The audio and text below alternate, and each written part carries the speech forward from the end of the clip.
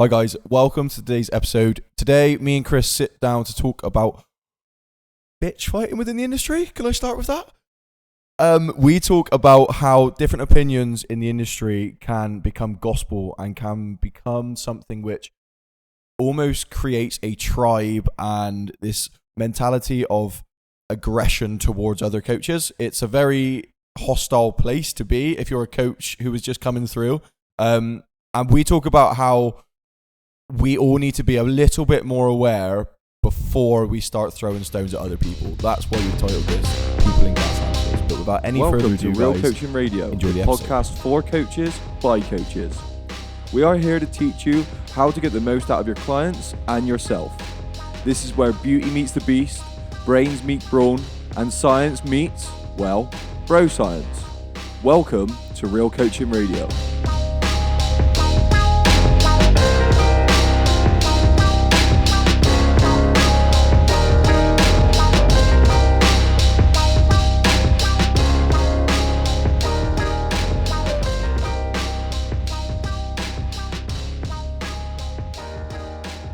Maybe this is where the conversation is going to go, because I think when it comes, this is one of the things I think I've struggled with, and it's hard as you come into the industry of the way around giving information, because I think there's always going to be there's always going to be a feeling from people who know more that the people who don't know as much are doing a bad job. They're not doing service to the industry, which I understand, because I think you need some level of checks and balances. When you look at the government, for example, the government puts in place certain laws and certain things, yes, to try and manage the people, but to try and produce order, right? To try and make sure that you have to abide by these rules to be able to live life. When it comes to these people in the industry, there's no regulatory body which says you need to do this, because it's always changing. Well, I think where there's a massive problem in the industry is that you have clearly the best method that we currently own for legitimate passing on of knowledge is somebody of greater experience kind of almost giving that knowledge to somebody who is willing to kind of shadow them and learn from them, a little bit like the classic sensei role. And that is the best way I think we have at the moment. You go to somebody you perceive as a well-regarded coach who has a lot of experience, and you kind of ask them, can you kind of mentor me into a place where I have the basic understanding to do what you do? Because the knowledge base realistically is so low, because most people in the modern world, in countries like the UK, in countries like the US, aren't exercising. So for somebody to literally be somebody who's gone to the gym for 5 years is enough of a knowledge difference to pass on something of value to somebody who has never exercised before. But the problem is we don't know definitely that the knowledge they've gained is of a certain level of value or legitimate authority over this person. They may simply have done it more. The problem is that is how knowledge was always gained, by experience. Somebody just did something till they knew it. And most people in the industry have just got experience from doing it. The gap becomes, should we create more of a regulatory system that, okay, that's fine that you all need to learn and you all need to come from a starting point of just practice, but there is some basic points you need to hit. If you're giving diet advice to somebody, you need to have legitimate qualifications about diet. You can't just say, oh yeah, energy in, energy out, doesn't matter, blah, blah, blah, hormones, if you genuinely don't know the science to why that is true. And this is where it becomes really difficult in the industry, because it's at the point of doing things, if you think if you think of how everything's an apprenticeship. So everything's an apprenticeship of, I go somewhere, there's someone who knows more than me, until I know more than them, until I've come out of my apprenticeship with this person, I'm just going to pass the tools and do my job, right? And that's kind of when I was in my old job, it was exactly that. It was pass the tools, make sure they've got a cup of tea, make sure like everything's ready for when they need it, and try and learn alongside that. Yeah. Then it gets to a point where like, and this is the hard bit within this industry, because the apprenticeships in a construction world literally was like, right, you've now shadowed this person doing this job. You're now going to take the lead, and that person's going to fall behind. Yeah, so that's interesting. So what the key is there is that if we just talk about natural apprentice role to a master apprentice role, let's say, how it would normally happen, let's say in the olden days, is you have like, let's use a random medieval example, like a Fletcher, someone who makes bows. Yeah. And he has a young kid that comes in, he starts making bows, and he cleans the wood shavings off the floor and blah, blah, blah. Like you said, he's just doing the handing the tools part for a long time. And that master is basing his readiness to do it off how many questions is he asking. You know, oh, could you just do this little bit for me? And he watches him do it and he goes, okay, he's not quite ready then. He teaches him a little bit. So that is the normal role of a master apprentice. The problem is nowadays, especially with lots of and I mean, this is just true of life really, people are like, well, I have to make money. So I need to get to a point of legitimacy as soon as possible. So they basically are skipping that step. They're getting a qualification and they might not even go to somebody else with more knowledge. They might just watch YouTube or they might listen to podcasts and they go, I'm just going to throw shit at the wall till it sticks. And well, you can legitimately make money like that. And I think this is what comes back to the problem that we're starting with, is why do people like poo-poo people that are trying, is because they might be getting quite a lot of money and a lot of people will go to them not knowing that actually what they know is very limited and could be not beneficial to them long term. But then the argument becomes, if someone just enjoys your time and is willing to pay for your time, is it really that bad? Because they are literally choosing to pay you, but they just might not have the breadth of knowledge to understand that it's kind of charlatanism, because you're kind of taking their money knowing that you actually can't give them exactly what they're looking for. But I think, and this is the hard bit of like not giving people the ability to fail. And like, this is where it becomes really difficult, in the sense of like, to me, it's very straightforward. It's not straightforward, but I've boiled it down to what I can deem to be the most straightforward way that makes me not shit myself every time I get a new client. Yeah. Is I know I have a limited amount of knowledge, and I know I'm going to learn every day to try and learn more. Yeah. And I'm going to try and provide a better service. Yeah. Until I can provide that better service, I'm going to provide the service I know I can provide. Yeah. So when it comes to like exercise training and things like that, any advice I'm going to give on diet is going to be based on the what I've read, what I've learned, what I've heard through podcasts, what I've experienced in myself. Yeah. So that information is going to be limited to the amount of knowledge that someone needs to just help them in the small thing they're trying to achieve. If someone's trying to lose a little bit of weight, and they're having problems figuring out, they just don't know what to eat, I'm going to give them the knowledge which is up to my point, right? Yeah. So I'm going to teach them everything I know to where I'm at. What I'm not going to do is try to teach them something I don't know that I've heard someone else say. Yeah. That's the hardest bit. And like, what I've realizing recently is like, we have every single day a million different conversations, a million different opportunities to choose being honest or to just do a little white lie and slight deceit.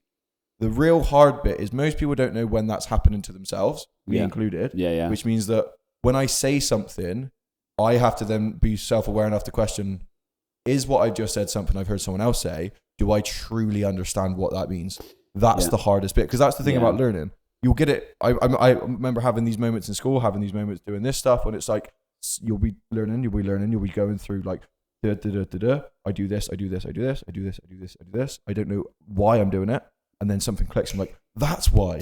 Yeah. Well, that's an interesting point, because what you're highlighting there is that as part of a coach, there is a creative process, as in like, you are basically using your intuition plus your previous skill base to create something new, really. Like, most people are trying to create their own coaching philosophy, their own coaching system. So what's really difficult when I'm listening to you is like, you do have to experiment. Yeah. So that requires you going out of the bounds necessarily of definite knowledge. You have to be on the edge of that box, like you said in your talk. You have to be standing on the edge and being like, well, I don't know this, but I have a great feeling this might work. The problem is there a point? So, interesting idea. Was there a point Picasso could become Picasso, or did Picasso have to take a certain amount of painting classes before he could then become the experimental Picasso? Like, did he have to get a base of knowledge, or was the true beauty and magic that came out of Picasso's work, if you like Picasso, I guess, was it because from the start he was always experimental and creative? But then how do we get the wheat from the chaff when we have people like Picasso, but we also have someone who like doodles on Pinterest and is getting the same, reach as another really good artist behind the scenes, and they might even make more money than that really good artist behind the scenes because of the internet. I guess it's a question of who deserves what, and that's where the money comes in. But this is the hardest part of what we do. Is like, I think it's again, it's always the intention behind what's going on. And like, what I've realized is it's never the thing. Whatever the thing is that you're doing, whether that's painting, whether that's PTing, whether that's building a business to do whatever, it doesn't necessarily matter what that thing is. What matters is your intention behind why you're doing it. Yeah. So as in like, if someone's doodling and their intention is to create happiness and enjoyment, and people are enjoying that work, who is Picasso to say that person doesn't deserve what he gets? Very true. That's very true. But at the same time, it's if the intention is, I'm going to do this because I've seen a gap in the market to make money off of. Yeah. To me, that's where it becomes, that's the bit where I say, that's choosing evil and bad over the good thing. So let's be controversial then. Go on, keep going. I'm just going to check this is still actually recording. The current state of coaching, full disclosure, I'm a fairly new coach, like relatively, I'm in the Padawan stage of, Jedi Master. And a lot of my experience has come from training and being in the environment and being around very knowledgeable people, reading lots of books, like you said, listening to lots of podcasts. But would you say that the current state of fitness, coaching, PTing is one that comes from a place of authenticity, or comes from a place of, I won't use the word evil, but profit? As in, do you think most PTs are coming into this with like genuine love and interest, or are they like, this is a good way to make money? And then do you think that those people who are, maybe not as knowledgeable, that sometimes people can show a bit of resentment to, and almost go like, well, they're trying, he or she is trying, but that's actually not good enough. They need to perform better than that. And we sometimes can be a little bit elitist and judgmental of people trying, just as I'm sure they are of us. But do you think that's because there is a perception that there's a lot of people out there who are taking advantage of people for money, as opposed to having a genuine passion? Because to a certain point, if you are truly passionate about something, you would have a fairly good knowledge base because you put a lot of time in. So if there's a lack of knowledge, that does kind of scream to me, well, you obviously aren't that interested in this yet, or you're very early on in your journey because you don't know very much, and you would have put the time in to know a lot if you were passionate and genuine about it, potentially. I'm going to flip it on his head. Yeah, go on. The insecurity comes from the person projecting onto the person being the person who's sat there judging the person making money off of this. Yeah. The insecurity within them that they aren't the person making that money. Okay, yeah, okay. Lights up the resentment towards they're not doing a good enough job. Yeah, okay. So is in the balance of, this is the hardest bit, is there's a balance of, and this is why I say like it's all the feeling underneath it, is like, if someone's coming to make money off of a system, right? Doesn't mean the system's broke. It means that there's a game that we need to play, and we need to play it the best that we can. Yeah. If they've worked out one system of playing it, they've worked out that system. They've so worked like out the cheat code. Your whole when I look at PTing or coaching or whatever, there's three elements to it. There's your communication skills. Yep. So communication, your sales, communication skills as one. being, can you communicate to your clients and stuff like that? There's the marketing aspect of it. Particularly with like online marketing. Online marketing and sales. Can you sell and market your product? And then the other one is, can you provide the service? Yeah, the actual coaching part. You've got this coaching part, which you've got to be good at. You have this sales and marketing part you've got to be good at. And then you have this communication with your clients and everyone that you've got to be good at. If you can work out through those three things, then you will have a really successful business. Yeah. So I have this coaching knowledge. I'm also going to be able to communicate that really well, but I'm also going to be able to market and sell the product behind it. So the criticism then becomes that you could be like people who criticize those who are making lots of money, but no, not very much. And, you know, when we say no, not very much, this is a subjective statement, because obviously we could look at someone like Joel Seedman. Yep. Right? Who is perceptionally in the industry demonized, outrightly demonized by a lot of people. And opposingly, there's lots of people who do agree with him. And he's very experimental. And you could say, well, he's doing a disservice and he knows jack shit, or he doesn't know the real literature or whatever. But he's obviously provided an outcome for a lot of clients. By the way, I don't have a strong feeling either way. Same. Yeah. He's obviously provided a strong outcome to a lot of clients, hence why he's so successful. Or is a lot of the resentment towards him that he's so successful because of his online presence and the fancy shit he does, Bosu balls, bands, whatever. And then he gets more clients than somebody who's maybe more genuinely knowledgeable.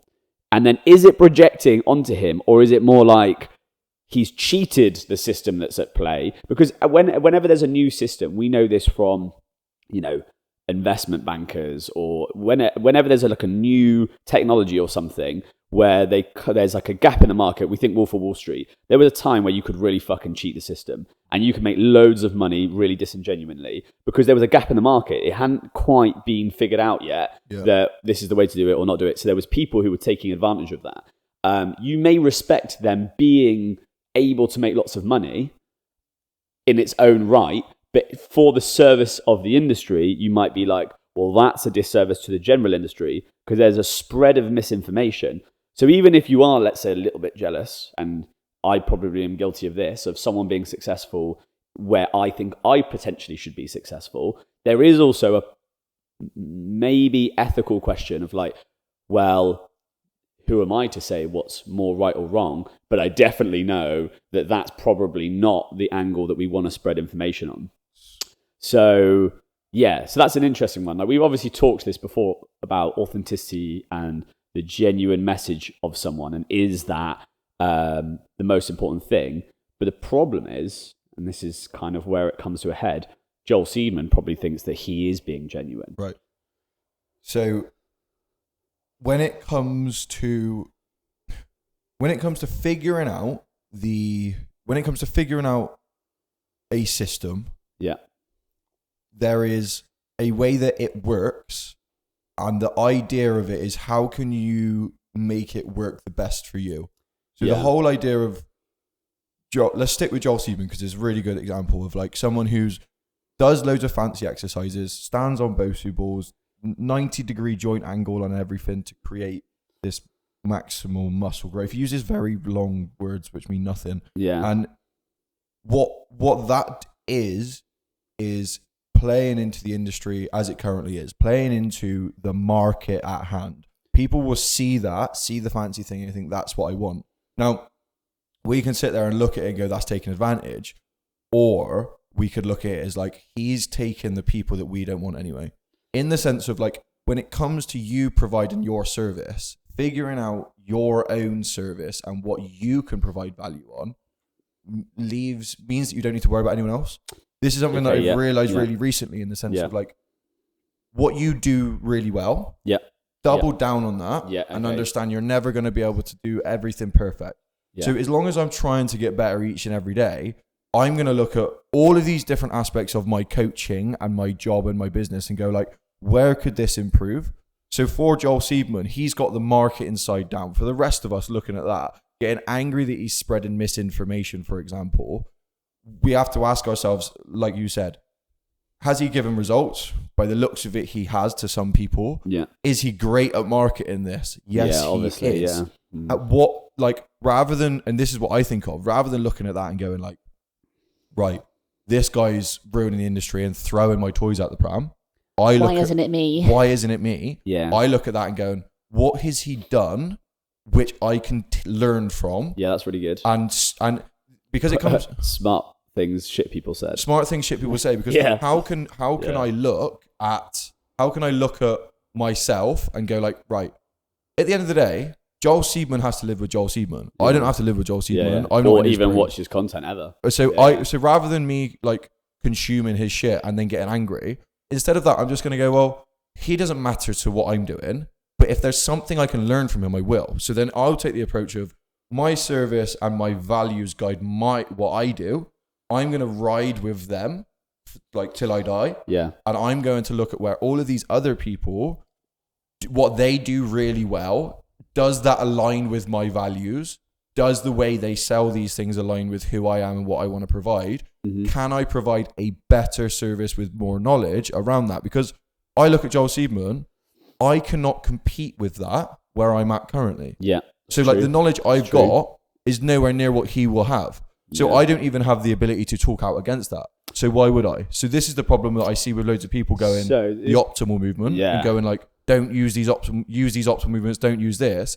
You can't speak out on that until you've done your apprenticeship. Yeah. You've learned the knowledge for then to be able to step on the edge of the unknown, to step forward into and stand on the shoulders of giants and move this industry forward. Yeah, well, definitely. So this kind of leads into stuff we want to talk about in the future about like using philosophy in an applicable way to our industry, our service and whatever. And one of these ideas is from Nietzsche. And this has been quite a tenuous idea because it was one that was actually used by the Nazis. So please bear with me. But yeah, I know that's a great way to start a sentence. But Nietzsche talked about this idea of the Übermensch, which is Superman. Right. And a big idea of the Übermensch was the idea of overcoming the state that is currently there. Right. And what Nietzsche talked about, which was very important, this was used poorly and misrepresented by his sister, who was a Nazi, which was then. But he did not mean it like this, I truly believe. And what I'm taking from it is this. He was basically saying you have the mentality of the time, the moral system of the time. So let's say the moral system of the time currently is short, fast, flashy, get grabs your attention on a 5-second Instagram. That is the moral, herd mentality of the time. People easily flock to that. They're just dialing on their phones, catching that little bit of information, fucking off. So Nietzschean approach from an Übermensch perspective is somebody who can take the moral situation of the time and within the system break it and make something new. Amazing. So when you're looking at something like this 5-second video, and this is what you're saying with Joel Seedman, is he is of the time. Yep. He is dead in the herd, creating fast, flashy content to approach to people. Now, you could join the herd mentality and go fast, flashy, or you could be like, okay, I'm going to use the framework to create something new within the framework that overcomes it and go, actually, from the fast and flashy, I want to create something above and beyond that is more permanent. And so to look at yourself in the situation of the time and be like, all right, we live in the Instagram age. To make money and profit, it's very likely you have to market like this. You have to be catchy. And, Dale was taking the piss out of me today, my client, basically being like, so you do these great videos, Chris, but you write fucking War and Peace underneath it. And I'm never going to read that because it's just not. And I'm like, that's great feedback, but that is part of who I am developing. Exactly. So I have to be able to do the short, flashy video, and I have to be able to do the long form, shit boring essay, if you like, of my view. And this is why I think podcasting is an amazing media form because it's a bit of both. We can clip this and show people on Instagram, and they can be like, well, that was an interesting conversation. Or they can listen to us ramble on for an hour and get more out of it. So I do think that let's put a positive spin on our little like negative Nelly kind of taking the piss at the start where we're like digging into it a bit. But I do think you do have to be like, okay, from the situation that exists, who can I be that is going to be A, successful in the industry, A, the most helpful to other people, B, the most helpful. C, I can genuinely enjoy and believe what I'm doing. Yep. And make the most of my time. So you have to incorporate, okay, this format is the format we live in. Yep. So that's where we have to start. And we can't dream of a different time or a different age because we're not in that one. No. And we can't also demonize things that are amoral. The fact that Joel Seedman uses fancy, flashy thing, that's got nothing to do with morality. It's nothing to do with like good or bad. It's just a method. Right. And also, like you were saying, we all have our own niche. And there is so many people in existence who do not exercise that our niche will speak to a certain amount of people. And you can basically forget that someone is doing it worse than you because that's not relevant. What's relevant is when you are providing the service, is it the most genuine, authentic and true to you? Yeah. It should come based with good knowledge, but this is the thing of like, so my head at the moment is people hyper focus on a tiny little aspect of their life or a tiny little aspect of something. Yeah. And they forget the bigger picture. They lose the forest through the trees because they look at one specific thing. And if they don't succeed in that one specific thing, that is their life being a failure or a success, right? Yeah. Depending on one specific thing. So when you take like a bigger view of like, what is the whole point I'm doing this job from me? Yeah. It's, I want people to feel better about themselves.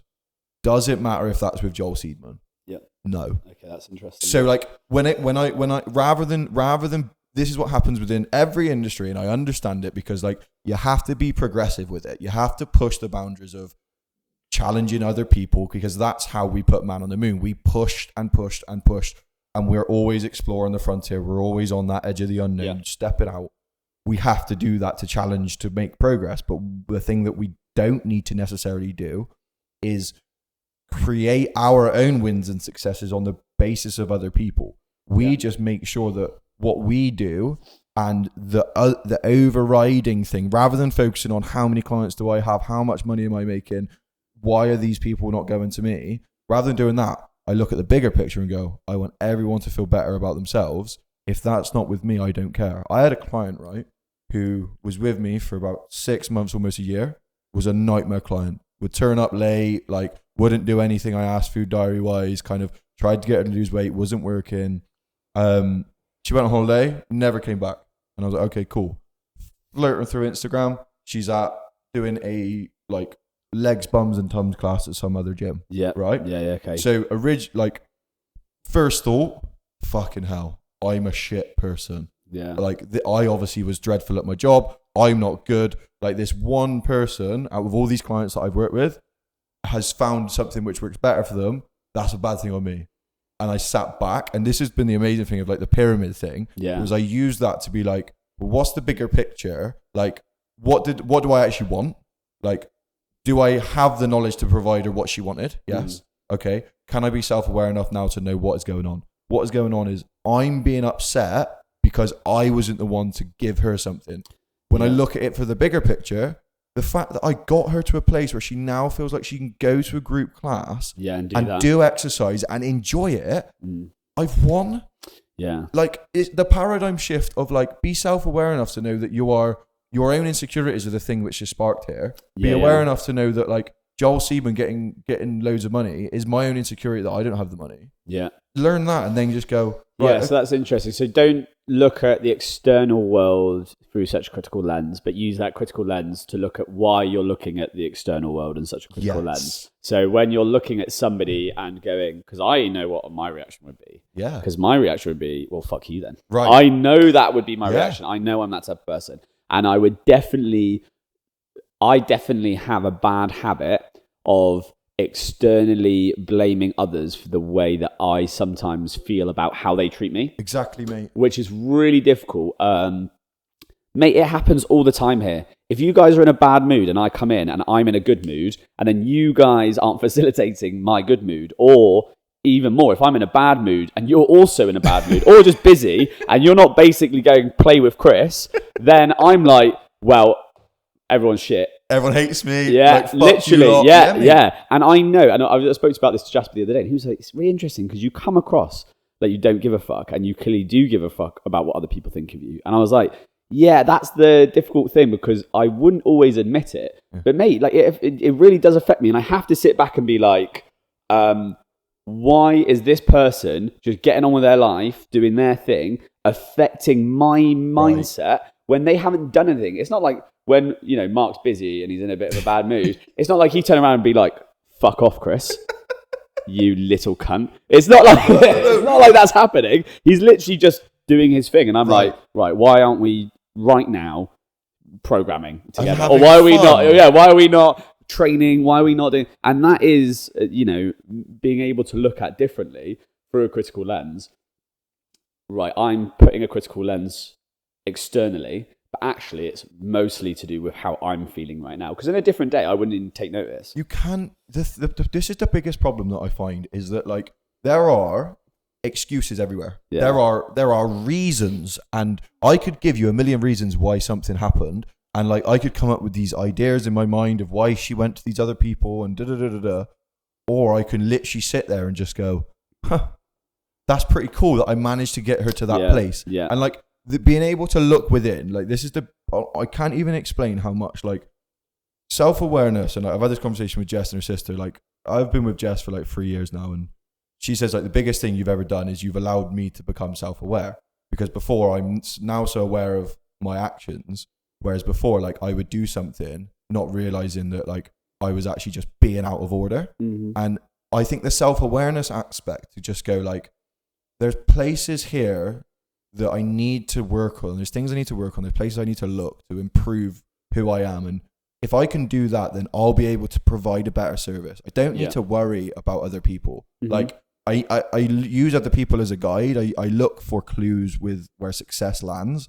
And I understand that like, and it might take me a week. It might take me 2 weeks to be like, so like, for example, like when we have discussions about conjugate, right? Mm-hmm. I don't understand it. Yeah. So my first thing is defense. Yeah. So then I go away and I think about it. I think about it for like weeks and weeks and weeks. I'm like, why do I get annoyed when the conversation comes up? But I have to do that internal work to be like, I get annoyed because I don't understand it. No one else is doing anything wrong.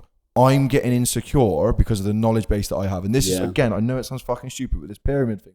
Yeah. Help me so much. It's not stupid, much, mate. It's very effective. To understand that, like, be self-aware enough to know and to ask yourself these questions, to know that, am I being afraid because I don't have the knowledge? Like, am I literally shitting myself right now because I don't have the knowledge? You've got to be aware enough to go, right, go find the knowledge. Because otherwise, like, you can look at Joel Seaman and go, he's hacking the system. Yeah. Or you can go, what the fuck is Joel Seaman doing? How can I hack the system to provide a better, good, more ethical, more moral service? Okay, so here's another really good thing you sparked in my head there. The other thing is that when we see people like Joel Seedman, we look at them and go, he's hacked the system. He's out the matrix, Andrew Tate. So he's escaped the matrix or whatever bullshit people term it right now. But we have to look at that and go, okay, he has in some way hacked the system, right? But that isn't the only way, because another thing I think is really strongly important right now about PT's marketing coaching, and this is like 1,000 bloody messages a week about, do you want to grow your PT business, Chris? By 3 to 5 grand in a month. So the thing is with that is there is people that genuinely are sharks that are taking advantage of people wanting to hack the system, but the hacking the system line or the easy, quick way doesn't exist. It doesn't exist because if you do that, it is disingenuous and it will never last. It will only be short, quick, flashy cash, and it won't be sustainable. You'll quickly realize you get loads of clients and you're like, oh, I cannot possibly think about how to give each one of them a good service. So what you really need to grow organically is, okay, how can I use different parts of people who have quote unquote hacked the system? But when what we really mean is they have resonated with a crowd of people. People will have seen them and gone, something clicks with me there. I'm going to look at what they're doing and I'm going to follow it. And there's multiple people. This is why I also think there should never be like camps of people. So like, a good one is the optimal range of movement, right? Camp, right? Optimally fucking do this with my lat and then I get the most progress. It's like, okay. Or That is one thing you could use in a variety of methods to get a result. So instead of looking something in such a like camped, stringent, boxed grid, you could be like, well, how can I use all of these different things to build something new and organic? And I think that is really important as well, because lots of people think, okay, so if this person is big, I do everything they do. If this person is successful, I listen to everything they say. And we know that basically it's not random, but it is pretty erratic. Like, people get big and famous off like a one video, and once they've got that following and trust, they basically, it just builds and builds and builds and builds, and then the more people you have, the more people you get. So what you have to remember is it's not like they are super special, magical. They just have something that has resonated from their niche, and that has allowed them to gain trust of an audience and then build on that audience. And that is all of us are trying to achieve. Yep. We are just trying to resonate in some way with something that is keep going. New, exciting, novel, and then that is going to resonate with, let's say, 10 people. Those 10 people trust what we say. They like all our posts. They ask us to coach them. And then that spreads. Yep. The more we... But that doesn't mean, like, you know, some people really double down on their niches and stuff, and that's great. But I do think you should be open to consistent growth and change in that respect. This is the thing of like, don't buy into, don't sacrifice yourself for a system or method. Yeah, 100%. Do not sacrifice yourself for a system or method. Yeah.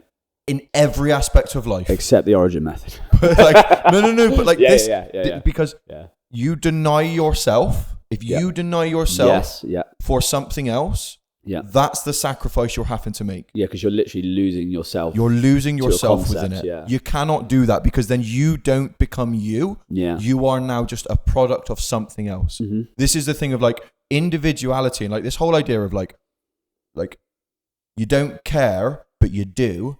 That is the ability to be like, right, what's going on? What have I got to do to like kind of get my own needs felt? What have I got to do to fit this system, to do this thing, to do X, Y, Z? Like, you have to be comfortable standing out there on your own. Yeah. You've got to be comfortable going like, right, there's all these ideas. There's this whole camp doing this thing. There's this camp doing this thing.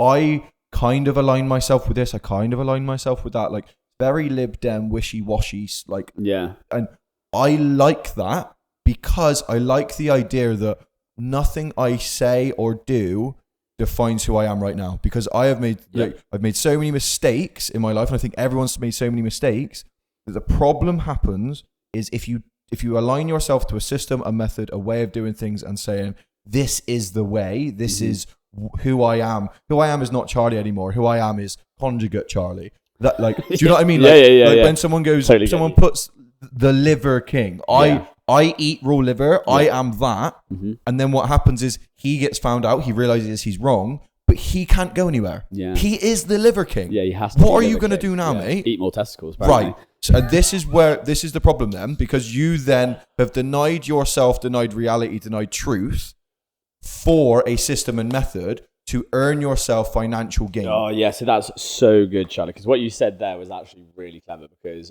the Liver King,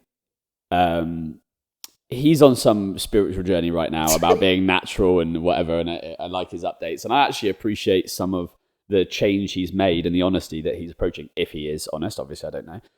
But he literally would speak about this facade, the facade or the persona of the Liver King, right? And part of that facade is he would always say, I killed or ate Brian Johnson, right? I killed or ate my previous self. I killed him. And he did a funny video recently of Brian Johnson, him, chasing himself, the Liver King, around his own house, being like, that is funny, right? So I thought that That's cute. Yeah, that is good, right? And the only difference was Brian Johnson was wearing clothes. So I was like, all right, that's pretty funny. So what I have seen, in the development of the Liver King, yeah, literally, mate, he actually runs like that as well. So what I've seen in the development of the Liver King is actually something pretty cool, because he's basically, fundamentally, he lived as a persona. And then he kind of got exposed that was just a persona. That was not the whole person. That was the persona. But he was he just believed that the persona was reality now. He lost himself in it. And now he's being like, okay, I am the Liver King, but I can reflect behind on my journey of like, because he's being, I think, more authentic and more self-reflective. He even says now, I've been so scared and I was so like, worried I'd basically lose everything I had, lose who I was. And now he's realized, actually, this person's even better because it's actually me. Yeah. I am the Liver King, but I'm also Brian Johnson. And the thing that's really cool with that is another philosophical idea. So, Carl Jung, who's my favorite psychologist, he basically talks about there's like different psychological beings that exist within us. Yeah. One of these examples is a persona, which is like the face you put on in a room to exist in that environment. Yep. So your coaching persona may be different from you, Charlie Hacker. Correct. That might be a different person. And then there's like levels down, deeper and deeper to like, where is the true Charlie Hacker? And the truth is, Charlie Hacker is all of them at the same time and none of them. And that is really important to realize, that your psychological construction of who you are, Charlie Hacker, who you are as a coach, like you said, isn't necessarily conjugate Charlie, who you might be for 6 months. Yeah. But it's also the person that's at home with Jess. It's also the person that's at home with your own thoughts in your head, who's a scared child from a point in his traumatic past. He's all those people. And what we are simply trying to do is walk the line of kind of like coexisting with all these beings at the same time. Yes. Yep. You don't have to be... So I actually spoke about this to one of my very good friends. I hope he doesn't mind me talking about this. But when he was going through a hard time and he was talking about like depression and stuff, he was talking about, I am this person. I am this depressed person. And I was like, no, that is a person inside of you. That is a part of you. That is maybe the scared child of you. But I've seen that there's also this you and this you. And the thing is, when that voice in your head is being like, you're a piece of shit. You can't do anything. You're not worth being a PT. You're like that. We always talk about this, the idea of like imposter syndrome, the idea that, oh, actually, I'm not good enough to do this. Yep. And then you're projecting that onto other people, like we were saying earlier. So it's finding a balance of being like, okay, I feel that's part of me, but I also have the ability to be like, okay, yeah, but I actually do have the skills and knowledge to give to at least this set of people. Yes. And yeah. And Young and Peterson, like, incorporate your shadow. Incorporate these different aspects of yourself into who you are, because, and this is my point of like, become aware enough to know who's front and center at different points, and ask yourself why. So if there are 10 different Charlies, why is this one front and center at this time? And why is this one and should it be? Right. Because this is the part that the self-reflection is so good on. And like when we did the thing, and it was like one of the tasks I'm going to do in the next talk I do is name that part of you. So name this other person who is your scared, anxious, overreacting person who then goes like, so for mine is Doom. When my insecurities come up, Doom has entered the room. I am now not myself. Doom is in front, taking front control, speaking. I'm behind. How can I get myself back in control? And like, for me, it's like, you have to understand that there are these different personas, and understand you put on this veil for other people to see.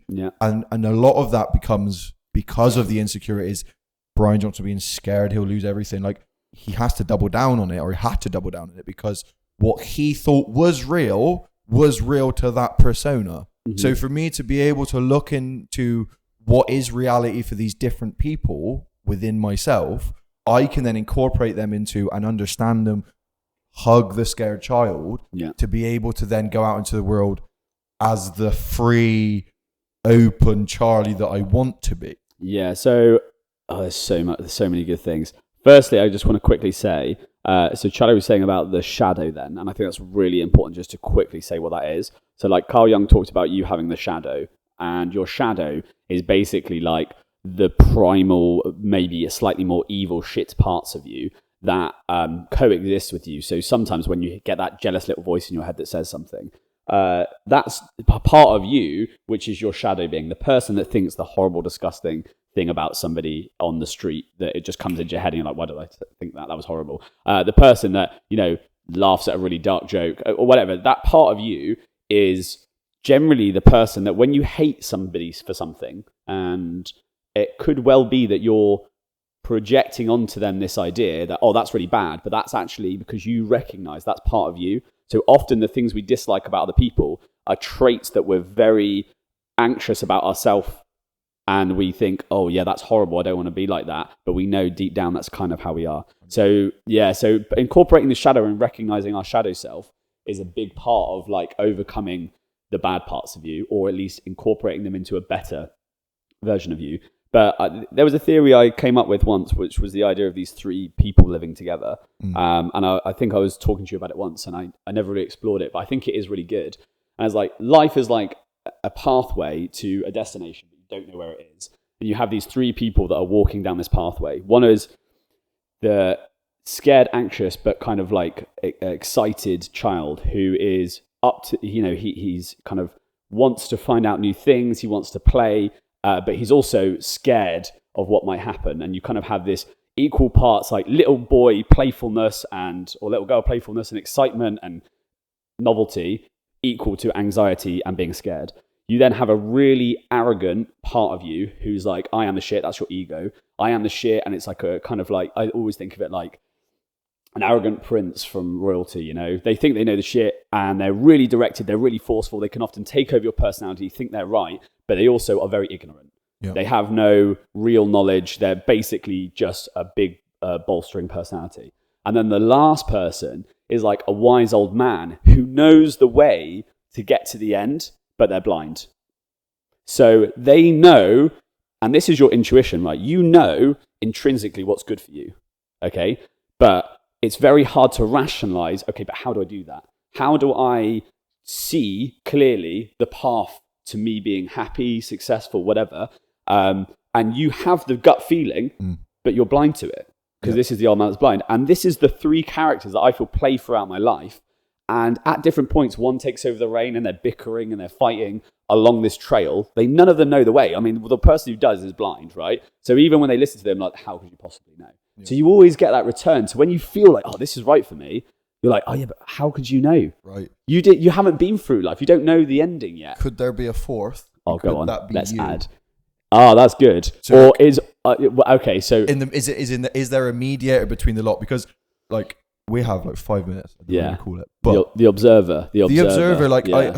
That's the way, because the way you've explained it then makes complete sense. Like being the excited child, looking like exploring, doing all of this amazing things, is you trying new things, like tempting, being creative. Yeah, excited about life. Yeah. And then you get this part of you which is like, I'm really good, which is this like confident, almost tyrannical part of you. Yeah, bullying. Yeah. Right, which is you, like you projecting yourself up to where maybe you'd want yourself to be, for example. Yeah. And then you got this wise old man who understands what to do, where to go, but it's like can't see anything. Yeah. Because it's the constant, I don't know where I'm going, because this is what I know, I think, as the wise old man, but I can't see it. Yeah. If there's a fourth person observing all of this, who can then control and corral it, the whole idea of the shepherd is the one who like shows people where to go, the whole Cain and Abel thing. Like, I really like the idea that we have all these personas within us, but we have us. Yeah. And us is the person who makes the choice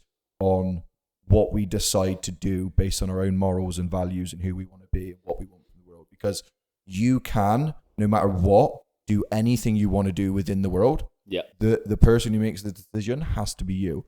My whole thing is find out who you are. Yeah. Make sure you make the decision. Make sure it's not the scared little kid. Make sure it's not the arrogant prince. Like, be the one who makes the decision. Yeah. So that is really good. I think there is, I don't think of it so much as an I. That there is no center. There is no actual Chris. Chris is always all of them. But the problem, a good identifiable problem that you've said, is there is something that is observing these people interacting. And that something does seem to have some ability to recognize and put together. It might even be one of the other characters recognize the other character. Who knows? But I do think there is a good point that, right, we've observed that when you put your external criticism into the world and you judge another coach or another person in your industry or whatever, where is that coming from, and which character is in control at that point? And can you reflect upon, okay, that's acting out of a place of fear, or that's acting out of a place of anger or arrogance or whatever. And if I pull that back in a bit, can you then look at it from a different lens of a maybe more useful character? Because, like even the tyrannical, 100%. arrogant guy is really useful in a social situation, because you need the confidence to go and be in that ballroom party. Incorporate them. These different aspects and like to build something greater. Then the whole is greater than the sum of its parts, or whatever it is. Yeah. And this is, and I think like this is kind of where we'll leave it, because when it comes to you judging what's going on in the world and what's going on with other people, like, first step, ask yourself, why have you got that thought going through your brain? What is the fear and the insecurity coming up within you? Where is this? What is this highlighting about yourself that you haven't dealt with yet? Can you go away and go, that insecurity is because I'm not making enough money, or that insecurity is because I don't know enough knowledge? So what can I do about that? I can either sit there and tell you how other people are this and that, or I can go and explore these things that I haven't figured out yet. Yeah. And that's the thing of like, you have to find a way to incorporate these different parts of yourself to be able to produce a person which you can be proud of as you go into the future, because you can't let other people be in the driver's seat. You can't let other people's decisions, especially not a scared child, but like other people in the external world make your decisions for you if you're just reacting. So you have to be able to allow yourself to go like, yes, there is bad things that genuinely happen in the world. Yes, there are people that don't know anything. Yeah. But if I try and fix them, all that's going to happen is they're going to come back with 20 things I got to fix about myself. Yeah.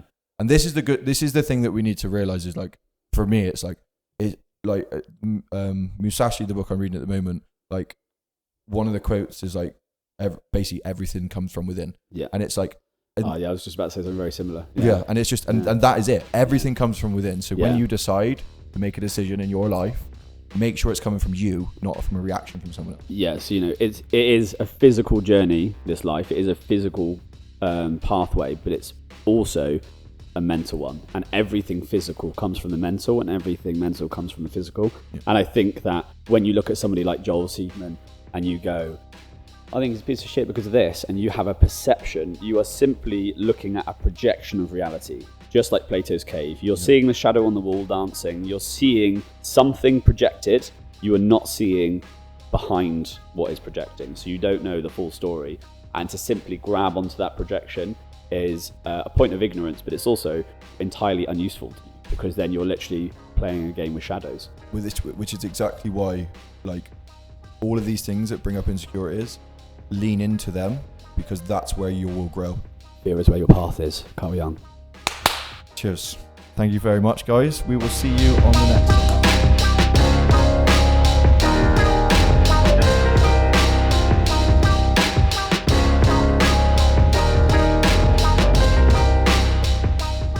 Right, hopefully you enjoyed that one. Me and Chris these conversations, again, like everything, it's us learning, but it's us like exploring our thoughts and exploring what we think as we go through these podcasts. And that one, I'm pretty positive we were supposed to talk about something completely different. Yeah, it came out of nowhere. But it was obviously in our mind, and there was a synchronicity in thought about these are things that were important, and obviously we feel emotionally about. And what I thought was really good about that conversation is that we started in one place and my actual opinion changed throughout the episode. So I don't know if you can hear that through the narrative, but I definitely was thinking one way, but as we got more into it, we were almost being self-reflective. Yeah. I felt like I was being shrinked by Charlie. I felt like he was counselling me. And welcome to the game. Yeah. Suddenly I was telling him about my trauma as a child. But it was a really interesting perspective that came out of nowhere, but really valuable, and a conversation that we all should be having, definitely. Yeah, and I think that's the thing, guys. Like, these open conversations, that is all this podcast gives us space to do, is have these conversations that we would be having anyway. So if you can, drop us a follow on Instagram if you want to get in contact with us. You can find Mark at Mark Origin Series. You can find me at Hat the Body, Hat the Mind. Chris at _symbiotic_chimp. At Jasper Goulet. At Origin Athletic Fitness. At Real Coaching Radio. There's a lot of us. I should find a link tree. What you should probably do is there'll be a link tree, and I'll put Real Coach. If you just find with Real Coaching Radio, all of us in it, all of us will be in there. Yeah.